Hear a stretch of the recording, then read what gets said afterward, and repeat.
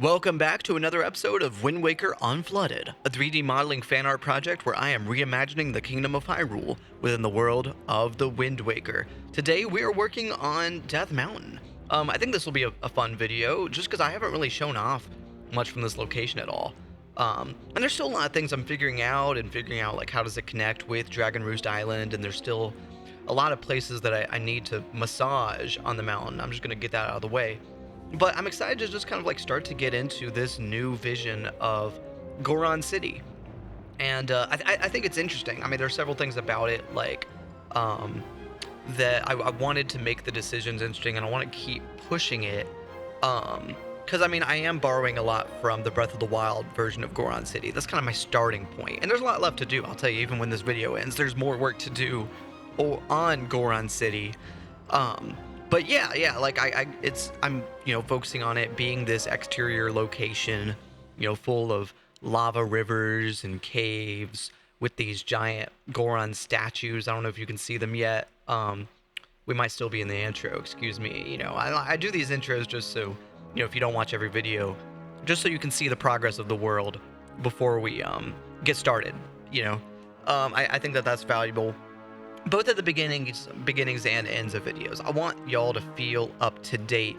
I release often, and I may kind of stop releasing quite as often. I've had some comments say that it's kind of overwhelming to keep up with progress. And like, if you're interested in the project, I want you to feel like you can keep up and stay up to date. And I don't want to like just dump a bunch on you to the point where you feel like, well, I don't feel like I can stay invested in the project because it keeps going forward beyond what I'm, what I can watch, So I don't know, like I may stop releasing as often, because of that, and like I don't know, I still want to upload like once a week at least. So we'll see what I do with my schedule. I don't know.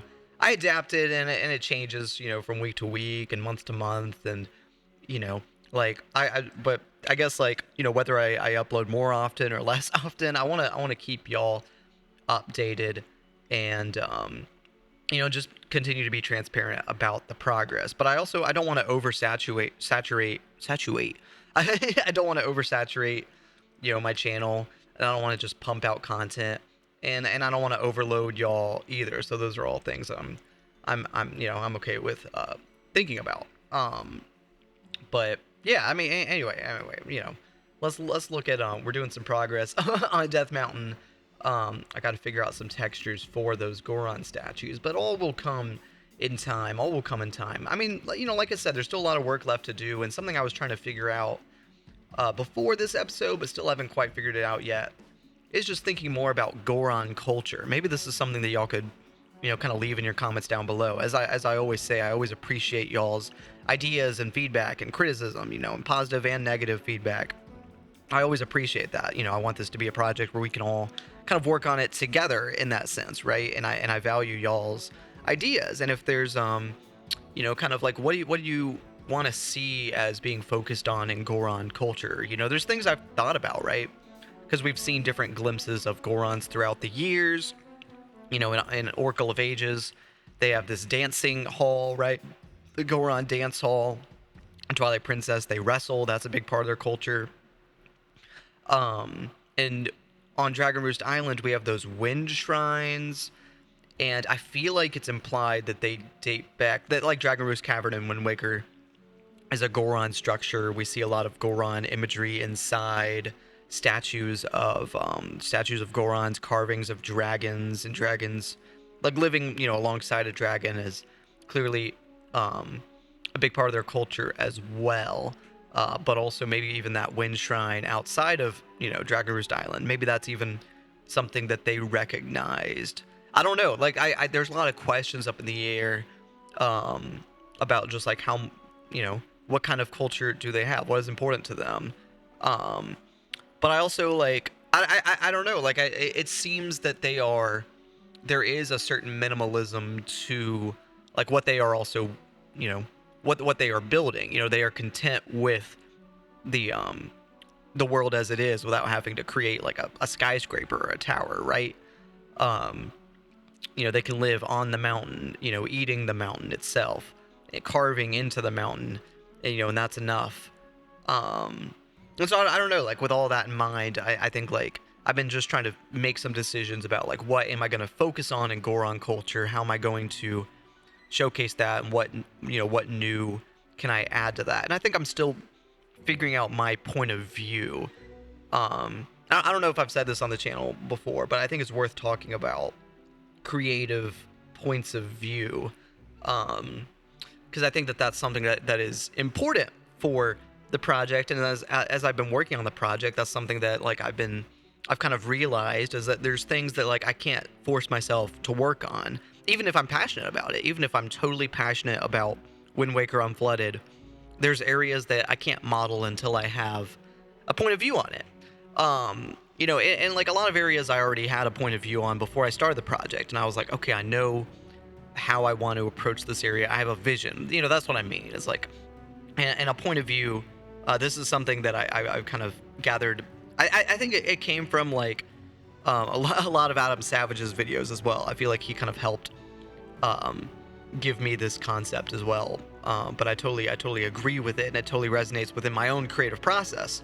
But I think the language kind of comes from the way he's described creative points of view, and just this idea that as an artist you have some idea that there's a right way to do something. That's your point of view. And I think a lot of this happens kind of automatically, and you realize that like, if you're writing a story, or if you're illustrating an image, or 3D modeling something, or whatever it is you're doing, you feel innately that there's a way to do it that does justice to the piece. And but where does that come from? Where does that come from, that idea that there is a right way to execute this? And I know that y'all all have your points of view about this project as well. And it's okay that we can all have different points of view, and that's shaped by our experiences and our philosophies. But I think like, before you make something, I think you should have a point of view. And sometimes there's locations that I'm like, I'll think about it, I'm like, I don't actually know if there's a right way, if I think that there's a right way to do XYZ. So let me think about it and maybe reflect on my experiences playing one of the Zelda games before I think about how I want to model a certain location, right? Just think about like, well, what resonates with me? And that's something I kind of have to examine before doing locations. And I think Goron City is something that has required some of that examining, and I'm still figuring that out. And it's enough where I can get started, and I know, okay, like, there's questions I haven't answered yet. I don't precisely know what my point of view is, but I, from like my perspective on the series and Wind Waker, and how it connects to other maps, like I am happy to make the decision that Dragon Roost Island is Death Mountain. Like I think that is the right choice for this project at the very least. And being able to maybe connect that more into Death Mountain. Maybe that's what I need to draw from, is more Dragon Roost Cavern and its conventions, and extend that to the rest of the mountain. Maybe that's the point of view. But I'm just kind of thinking about like, well, what else? Like, how does it connect to my real world experience? Because that's something that also informs my decisions for locations. And, I'm sure I've said this in previous videos. I don't want to repeat myself, but I do think that is a really important part of my creative process, is thinking about like, well, how does this resonate with, like with my experience and the stories that I want it to tell? And I've said before that, storytelling in this world, it's not just about like literal storytelling in Hyrule, but it's about what stories does the map tell itself. Just by looking at the world, what story can you see within just the way the world was created? What story does it have to tell you? I think that's an interesting question. But anyway, these are just things I think about. These are all things that we have to, that we have to ponder as creators, that we should be thinking about. I think great creation, great art is thought out. I don't know, like, and I think there's a balance there of striking a balance between something that is intellectually stimulating, emotionally provocative, resonant in that way, and something that is there's a third attribute there. I mean something that's appealing aesthetically, between aesthetic appeal, emotionally provocative and intellectual stimulation. To me, those are three attributes that are key for great art. But anyway, I could ramble about that for a while, and I'm going to choose not to. I'm going to wrap up the video. Y'all, thank you so much for watching. If you want to be able to support me as a creator, I want to go ahead and let you know a couple ways that you could do that. I've recently launched a Patreon page, and I would love if y'all could become members. That would really mean a lot, and it's been incredibly meaningful for those that have already become members. I'm a composer, I'm a filmmaker. If you want behind the scenes access to, early access to music that I compose, Patreon is a great way to get plugged into that and be the first one to hear some of the pieces I compose, months or maybe, a year before it's ever posted on Spotify. You can also support me by going to my Spotify page. Look up Joe Kendrick. That's JoeKendrick. Any music that you've heard in the background of this video was my music. So if you like soundtrack style stuff, if you like music that is, styled kind of like, if you like Zelda soundtracks, you may like the kind of music that I compose as well. So feel free to support me by listening to my music on Spotify, Apple Music, or wherever you listen to music. Once again, that's JoeKendrick. So yeah, like I said, I have a Patreon. I also have a coffee page that you can donate to as well. And like I said, it means so much to see everyone that's already been supporting, been supporting me, and I'm very thankful. And that is incredibly meaningful. But I could rant all day, and there's so many things in this video I could keep talking about, but I think it's about time to wrap it up. Thank you all so much for watching. But for now, I'll let you go.